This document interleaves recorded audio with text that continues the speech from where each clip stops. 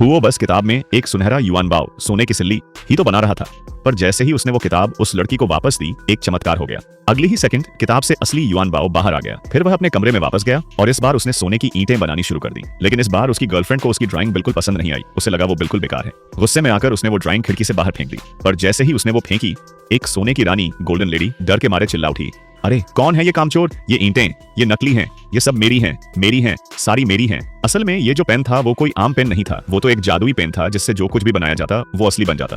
लेकिन छोटी हुओ को इस बारे में कुछ भी पता नहीं था। वो पेन असल में स्वर्गलोक की पेन परी बाइसियान पेन स्पिरिट की थी, जो एक हादसे के बाद धरती पर आ गिरी थी और एस्फोडाइट अब छोटा हुओ के पेन में छुपी हुई थी। छोटा हुओ को ना तो इस जादुई पेन की सच्चाई का पता था और ना ही ये कि उसकी छोटी बहन बीमार थी और उसके इलाज के लिए उसे पैसे की सख्त जरूरत थी।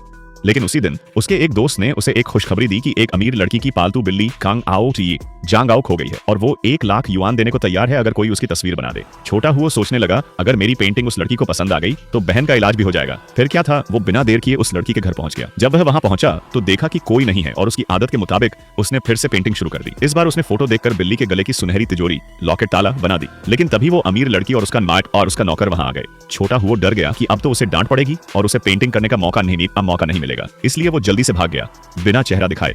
लेकिन जैसे ही लड़की ने वो ड्राइंग उठाई और उसे फेंकने लगी, तभी एक चमत्कार हुआ।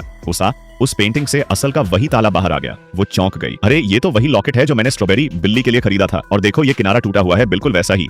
आगे क्या होगा जानने के लिए चैनल को सब्सक्राइब करें और कमेंट करें। पार्ट 2।